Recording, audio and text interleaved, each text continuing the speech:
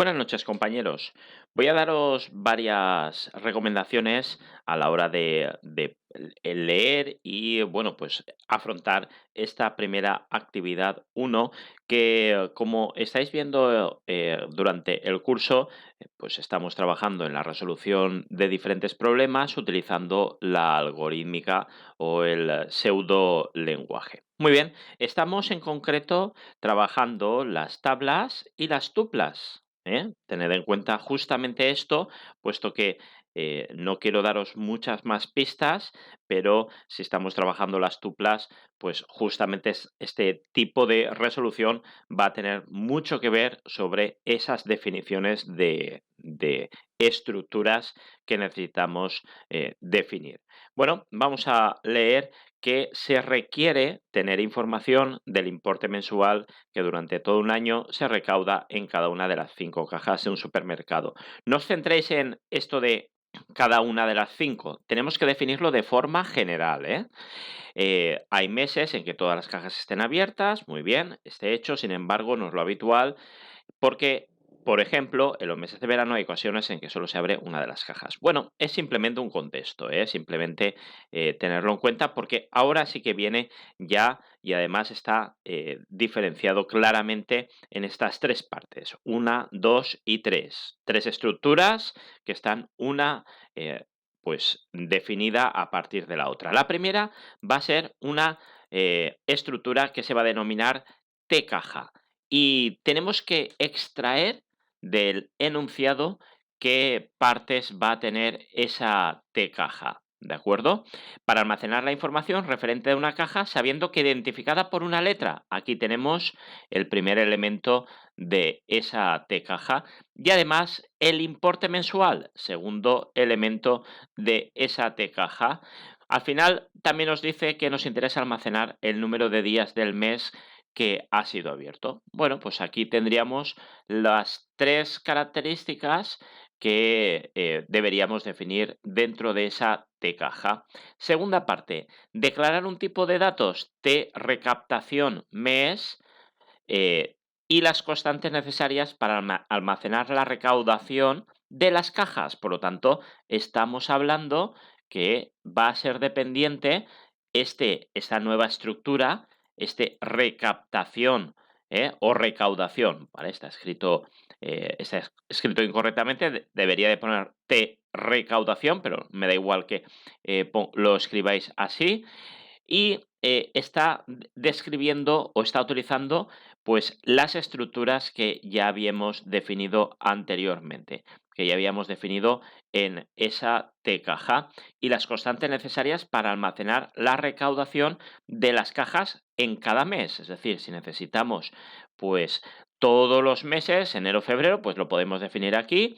Si necesitamos definir el número de cajas, lo deberíamos definir aquí, pero sobre todo debemos relacionar pues estas recaudaciones con este elemento, esta estructura. Es decir, aquí vamos a contener una tabla a partir de este elemento. Muy bien, ya tendríamos la segunda estructura, la primera estructura, ¿y cuál va a ser la tercera estructura? Pues la tercera estructura es bastante más sencilla, puesto que va a ser una T recaptación anual o recaudación anual y las constantes necesarias para almacenar la recaudación de los 12 meses del año de este tipo de recaudación del mes. Por lo tanto, los tipos, como os decía, van a ir encadenados. El primero es el más sencillo, el básico, el que no depende de nadie. El segundo depende del primero, va a ser una tabla del primero. Y el tercero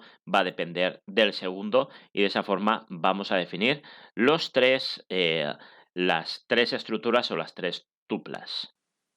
La segunda parte será de utilización de las primeras estructuras. Y ya hemos hecho esta estructura, la primera T-caja, la segunda que es a partir de la T-caja, que es la de recaudación del mes, y la tercera que es la recaudación anual, que va a contener la recaudación del mes, que a su vez contiene T-caja, pues vamos a hacer varios algoritmos o varios usos de estas estructuras. La primera va a ser una función que devuelva la recaudación de un mes dado. ¿eh?